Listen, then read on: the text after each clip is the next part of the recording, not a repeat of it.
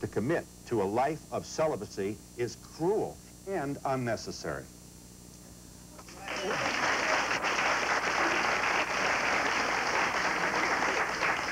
The final commitment is made at 25, and indeed it's renewed. It's renewed? Every day of your life you renew it. Well, why? You don't need it. What do you need it for? If there is a voluntary group of males who want to use celibacy as a witness to the Lord, fine, let them do it. But to make it a prerequisite for celibacy is craziness. That's why we got so much trouble today. Well, I don't think the problems the church has are basically problems they have because of celibacy. In the book, I address myself to the question of why I'm a celibate and whether I would, if the situation was different and it was an option and I know what I knew now, would I still... And what do you say? Yeah, I say I think I would. You would? Okay, but that's for you. Well, you I mean, don't you... I mean, it's got to influence your personality. You can't possibly go to those cocktail parties with all those beautiful women without being a little crazy. Oh, it's not a promise not to enjoy beautiful women. You see, it would be an impossible commitment, though, if somebody wasn't happy as a priest. If you're happy as a priest, it's a form, to use the Freudian term, of sublimation. You devote your energies in other directions. You have more people you can serve. You have more time to serve them. But it bespeaks an anti-sexual attitude. It bespeaks an anti-female attitude. It's really not benign. It's cruel and I think destructive in its own way. Well, but so can marriage be cruel and destructive. I don't think celibacy as such is cruel and destructive. It's, I am happy in the life I live. I'm very happy. Most priests I know are happy. We've given personality tests to priests and lay people, and priests score higher on the happiness. How come so many of them left then, Father? Well, I think those that left were those that weren't happy. But those were most of the people. Oh no, it was only about 18%. Under 40, what was it? Maybe 25%. And my feeling is, well, first of all, my solution to the priest problem is to invite people to be priests for a limited amount of time, for 5 or 10 years renewable. And if they want to stay in, fine. Right. If they want to start a family, get married, fine too. We're grateful to them for the years they've given us, which I think would make a lot of sense. Let me ask you a more basic question. Should theology be an ology? In other words, what makes a person believe they have some special knowledge about God? Who do they think they are? I mean, how can one person know more about God than another person?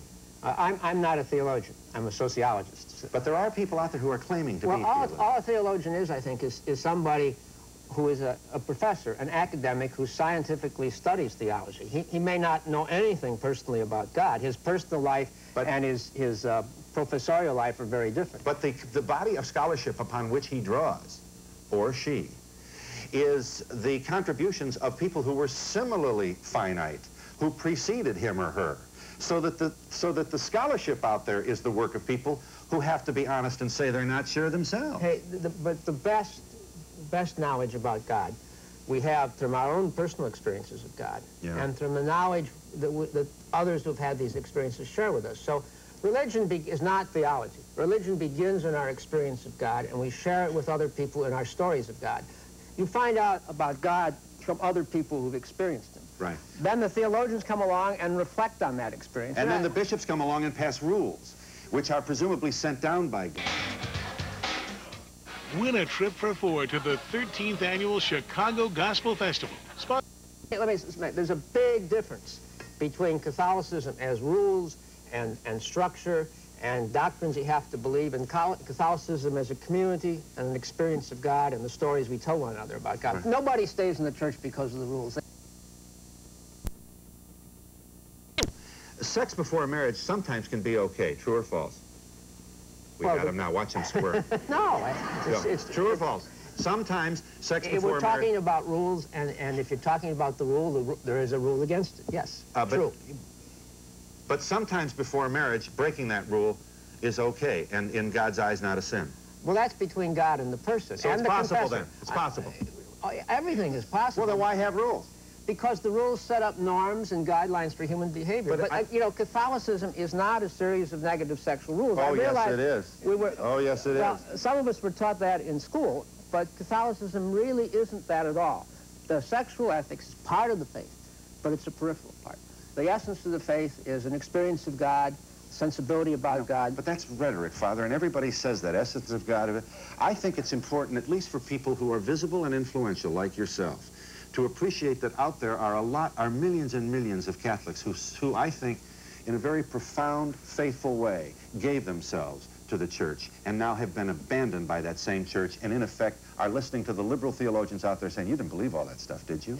And they did believe it. And the legacy is still there, and I think that that's a witness which is going unaddressed by the people today who go on television and talk about these All things. I can say is I'm a sociologist, and I've studied the reactions of the American Catholic population to the changes since the Vatican Council. They're overwhelmingly enthusiastic about it.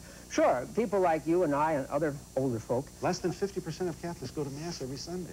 Where is this overwhelming enthusiasm? Yeah, but over 2/3 of them go at least once a month. Most Catholics don't once a month. Well, that means they're in church. The number of people. And most of those are women. The women, it's like Latin America. The women go to church. That's not true. The women are a little more likely than men in the United States, but not much more likely. Most Catholics don't agree with it. Certainly practice birth control if that's their choice and they're in the childbearing year. I'm the one that's done the research. Yes, yeah, 90% right. of them. All right, so where is the church then? The church, we aren't listening to the Pope. There's two ways of looking at the church. One is the institutional leadership, and that's important. The other is the community of the faithful, and that's important too. We have a breakdown in communication between the faithful and the leadership. Yes, we do. Major problem. Well, this is what I assume you... Don't you support most of what Father Curran says? I'm not a theologian. I can't evaluate what he says theologically. Oh, come on, you can... Let me finish. All right. But I think the way he's been treated has been shabby. I mean, the same people have been judge, jury, and executioner. And what they've done is taken an unknown, even by the Vatican's own principles, what they've done is counterproductive. They've taken an unknown theologian and made him a folk hero, because everybody in America supports him. Catholics who are divorced should be able to remarry. And you have to go through the expensive annulment process. Can't we get you to condemn that? Well, I'm not sure the endowment process it's not expensive. It only costs $1,500, $2,000. People are out there paying it today. That's not in every case, but in many. Well, but why are you so reluctant to condemn that? This man who bashes against the doors of the Vatican and the Chancery Office suddenly becomes... I think there are better ways of handling it than the endowment process. Well, but that's hardly... the endowment process is, first of all, it's enormously improved. You now can get them rather easily. But why did they have to get them in the first place? Well, isn't it silly for a bunch of celibates to sit around and decide whether a marriage existed or not? Not all the people who sit around and decide are celibates. There are married people now. But who do these people think they are, presuming to know what's in the... Don't back me into a corner where I look like I'm defending the present marriage discipline, because I think it ought to be changed. But I think it's better than it used to be. Homosexuals go to heaven, true or false? I'm sure they do. The church, heterosexuals do too. The church is... But the church has a lot of explaining to do. The church is legitimizing homophobia by its pronouncements about homosexuals. It condemns, what is it? The act, but not the sin, but not the sinner? I don't think it's legitimizing homophobia. Nobody except God can judge the guilt of an individual person. The church's teaching presently, which may not always be the case, but its present teaching is that homosexuality is in principle wrong. What do you think? In practice, if I was counseling somebody, I would do what most priests do and counsel them to stable, sustained relationships. And stable, sustained relationships can be homosexual. If the person you're counseling is homosexual, yeah. So a homosexual can engage in intimate behavior that is mutually gratifying and respectful of a partner, and you would support that in a monogamous setting. Well, I said I would encourage somebody who is in that sort of situation to a stable relationship rather than unstable. So would any priest, has any sense. And that stable relationship could be a homosexual stable relationship. Yeah, if the man's a homosexual. And then God looks upon that not with any anger or I don't know punishment. how God would judge. I'm not God. But God is a lot more merciful than most human beings. So in other words, homosexuals should have mercy? No, God has mercy on all of us, including homosexuals. They're not excluded because of they're born with a different sexual orientation. They're not excluded from the dimensions of God's love. God's not a moral theologian. He's not even a bishop. She isn't even a bishop, I should say.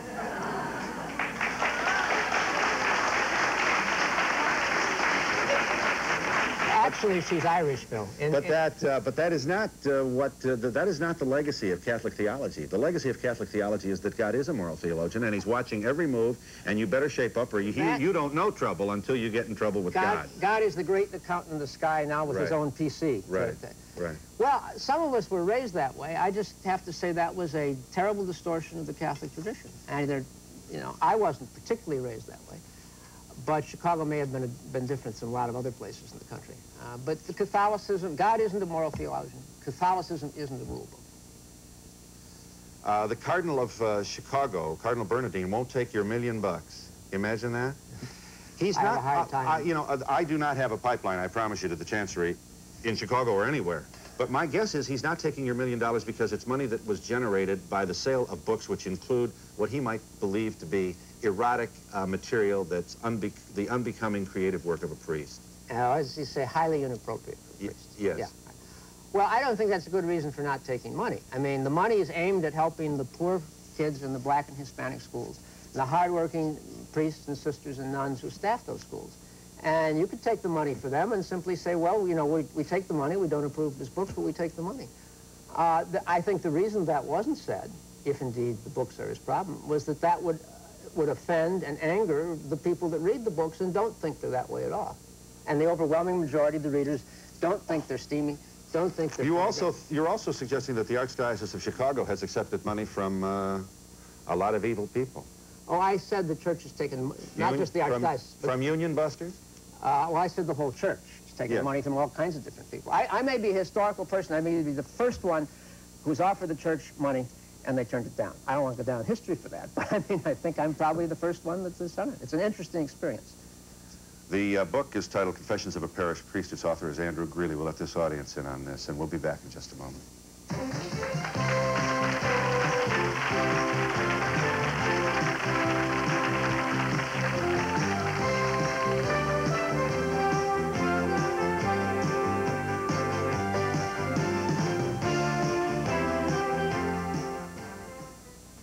If you have a drinking problem, you probably have a disease, a progressive disease that weakens the structure of the family, that undermines the love that's the foundation of the family, that can tear the family apart and destroy everything you built together.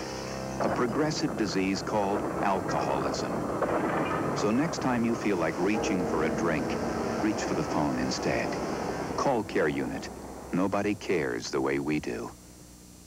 Frank Doyle's coming on the noontime train. I need deputies fast. Can't offer you much, just my thanks and a 10-star. That ain't gonna do it, Marshal.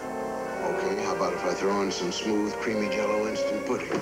Can you have it ready in 5 minutes? Jell-O instant pudding, regular and sugar-free. Moms love it because it's made with milk. Kids just love it. I always wanted to be a lawman. The contest is over, and the winners are in the TV-18 U.S. Air See Donahue Live contest. We congratulate the following winners who won a dinner for two at Sarge Biltz's in Lafayette.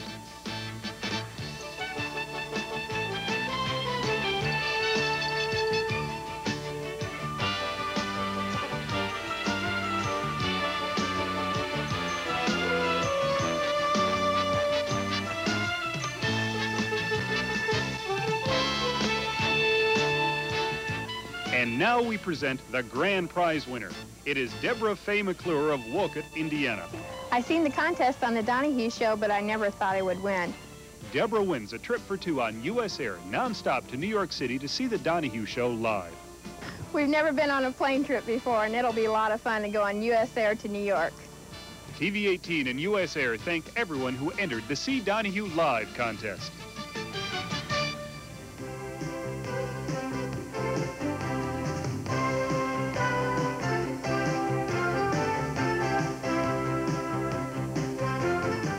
Yes. Yes, ma'am. Good morning, Father Greeley. I was wondering what made you start writing these books. I've read a few of them, and I enjoyed them. Well, thank you. I started writing them because I was convinced, mainly by my sociological research, that religion is best shared with other people through stories. Jesus was a storyteller. The best parts of the Jewish scriptures are stories. We all love stories. And religion has been passed on in human history through stories. So these are all stories about God's love for us, how God's love pursues us through the lives of the people that we know and love. Yes, I'd like to know about the annulment. I had to fill out a form for my daughter that I would have to be a psychologist. I would have had to be in their bedroom on the honeymoon. And, I mean, it was unbelievable. It's sinful what they're doing out there. The church gives you guilt and then charges you to take it back. I don't deal with annulments, and so I don't want to defend them, and I don't know what the forms are like. As a sociologist, priest, visible media fellow who gets a lot more opportunity to speak to more people than most of the working priests in our beloved country, in any of our dioceses, I think, you'll pardon me, you have a responsibility to speak directly to these issues. You know, in other words, if you would condemn, I wish you were as enthusiastic about condemning the antiquated, self-conscious rules of the church as you are in condemning the people in high office, like Cardinal Bernardine and the Pope. Well, I haven't condemned either Cardinal Bernardine or the Pope. You call the Vatican incompetent. What is that? It was in a context of talking about fundraising, and I say they're incompetent in financing. The Vatican runs on a budget not much larger than Georgetown University. One of the reasons the services over there are so inefficient is they don't have the money. They don't know how to raise funds. They're penny wise and pound foolish. That's the context in which I said they were inefficient. They're also inefficient and they don't understand the American people. They have no notion of what American society is like, and that's inefficient too. On the annulment thing, hey, you know, I say I don't like it.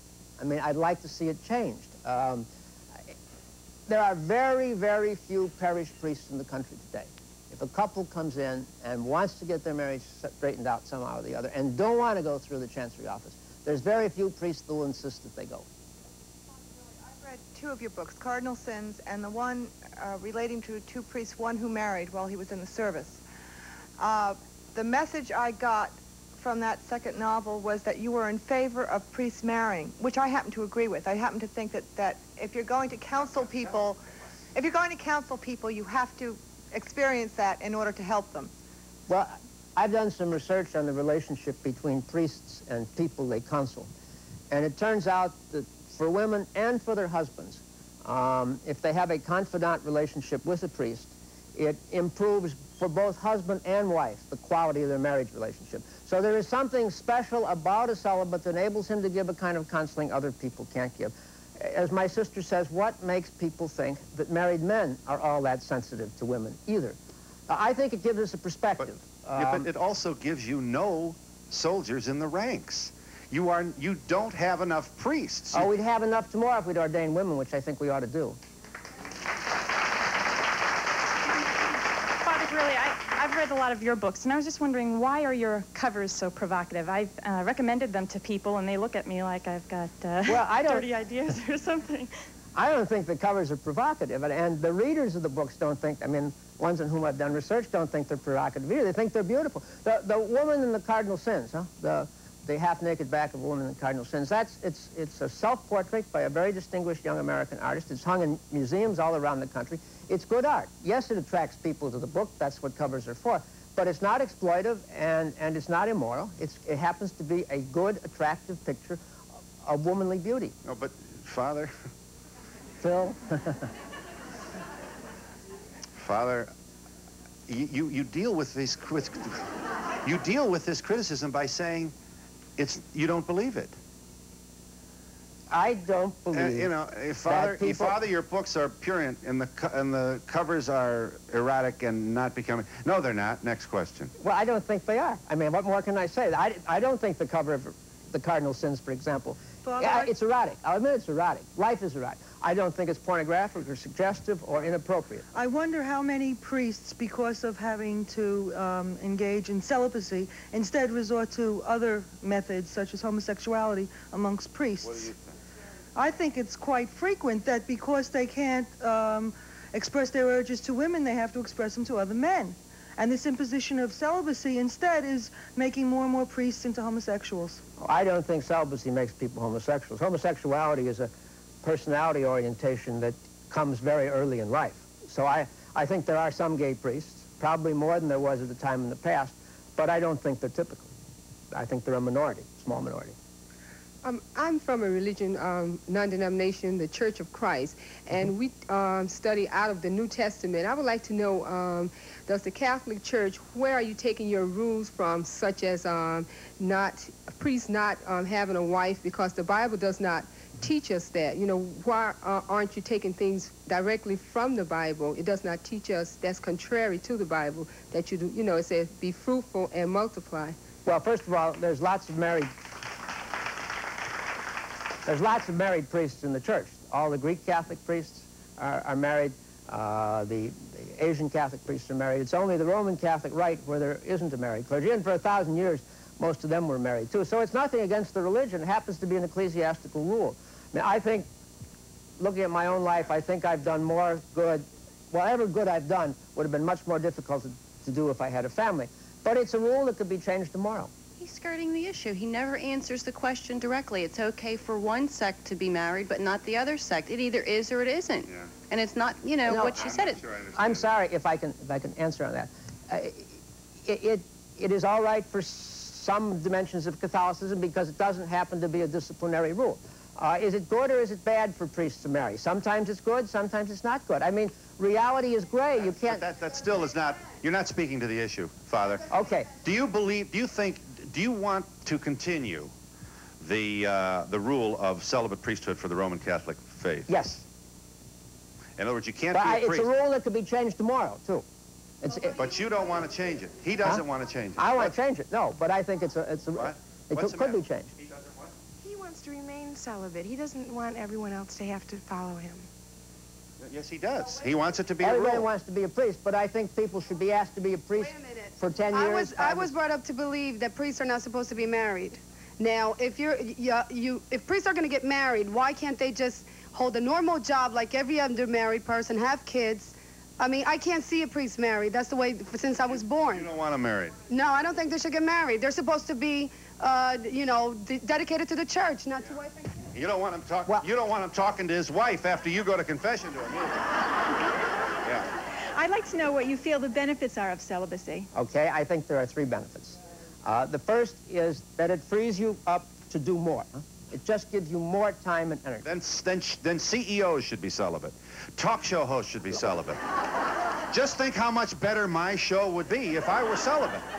Well, but talk show hosts and CEOs are not into intimate and intensive relationships with a large number of people as a parish priest should be. That's the first reason.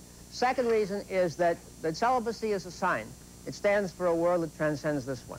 Thornburg, nobody would have read the book. It never would have been a television story if it was about a married minister. About a priest who has a special commitment to God, who represents God in a special way, it becomes fascinating. Priests are, by definition, fascinating men. Now, we blow that often and don't live up to it. But our celibate commitment makes us different, unusual, and fascinating. The third reason is that I think that there always should be some people in the world who live in such a way that they show they can love their fellow human beings, love people of the opposite sex, without having to jump into bed with them. Those, to me, are 3 persuasive reasons for celibacy. Jump into bed with them. Listen to your language.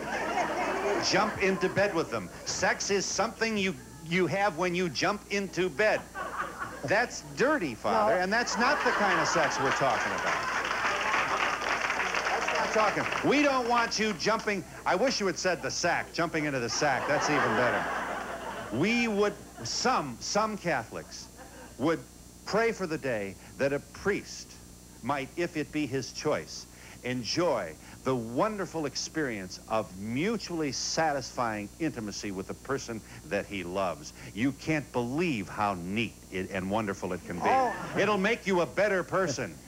I can believe it'd be very neat and wonderful, so I don't have any doubt about that. My stories are often about that. But it doesn't follow that because a person doesn't do that, he ceases to be a human being. On the contrary, all the evidence that we have from the research is that the Catholic lay people value the celibate priest as a counselor, as a consultant. Now, half the Catholic laity would also accept married priests. So my present position, wanting women to be ordained, but wanting priests to continue to be celibate, that's a minority opinion in Catholicism now. Father, you believe in celibacy. Yeah.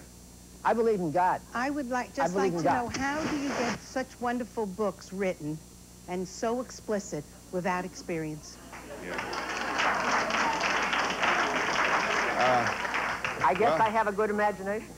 Very good imagination. Thank you. I love your books, sir. God bless you. You heard what she said, Phil? She said she loved my books. You heard that? I love your books, too, but the most disquieting thing I have ever run across was a priest that I met about 15 years ago who was dating a Protestant woman and told me it was okay because she wasn't Catholic. And that bothered me. Yeah, it would bother me, too. I mean, And we'll be back in just a moment.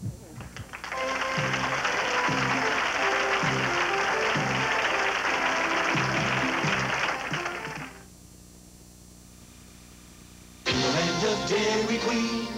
It's about the biggest scoop you've ever seen. A full quarter pound of Queen's Choice ice cream. Big scoop. Dairy Queen, an American original, introduces the Queen's Choice Big Scoop Cone. A full quarter pound, hand-dipped, only 49 cents. Flavored with a Heath or Butterfinger bar, the list goes on. Just 49 cents. It's about the biggest scoop you've ever seen. The quarter pound Big Scoop at Dairy Queen. An American original. We treat you right.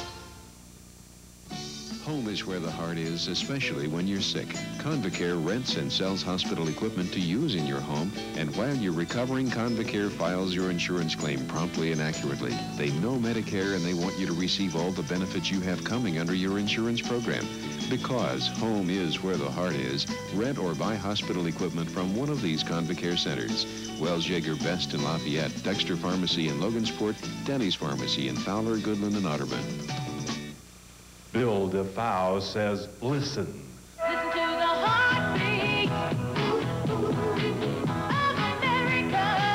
Listen to the heartbeat of America. See what's new for 87. Economy cars, performance cars, luxury cars, trucks, vans. Feel the heartbeat of America. Chevrolet. The 87s are here now at Defoe and Lafayette. For the past few months, we at News Service 18 have been talking about local people covering local stories. And you might ask, doesn't every TV station cover Lafayette? Well, the answer is no. What we do here is something no one else does. Our reporters live here. This town and the surrounding area is our only beat. And so when there's news that affects Lafayette, whether it's local government, schools, local football scores, or the area weather forecast, we've got it 7 nights a week. News Service 18, local people covering local stories.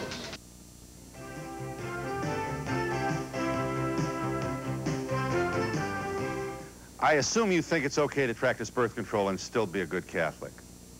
90% of American Catholics think so. 90% of the priests think so. But I asked him about him, what he thought. If you want to find out what I think, Phil, you're going to have to come to confession to me. Because that's where I give advice on those issues.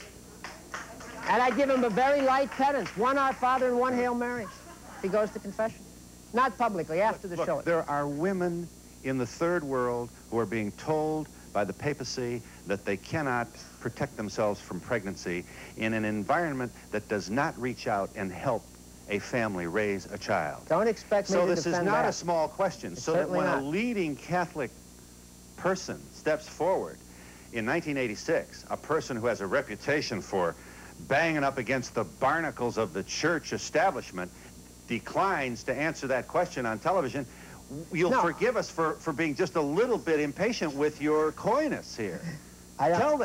Life's too short to go through it without saying what you mean. Why don't you tell us how you feel about the church's admonition regarding birth control? I think the birth control attitude is the result of men not understanding how important sex is for healing and renewing married love. And that's in the Vatican. The parish clergy and the laity made up their mind on that issue a long time ago. It's not an issue for them anymore. And the problem is the Vatican doesn't listen to the lay people's experience of sex and marriage before it makes decisions. It thinks it knows what's going on among the laity, and it does not. And that's why we have the problem. Oh, Father, I want to know if you think it's a sin to want to have sex and not have it. That's what I want to know, too. If you lust in your heart, if you lust... It's a sin. It was when I was in high school. It was called bad thoughts. You know... Bless me, Father, I had 38 bad thoughts since my last confession. I could get warm just thinking about my bad thoughts before going to... People used to come to confession and say I had 38 bad thoughts, but I didn't take pleasure in them. And I'd always wonder why have them, you know? If there's no pleasure in them, why they're have not them? bad if they're not any fun. The human race is designed to desire members of the opposite sex. There is nothing immoral with those feelings or desires or emotions at all. Tell the Pope to say that. Well, I think the Pope has said it, but so obscurely that most people don't understand. Why does he always speak to issues that deal in the trenches with the people so obscurely? There's nothing obscure about his rule against female priests. There's nothing obscure about humanae vitae. There's nothing obscure about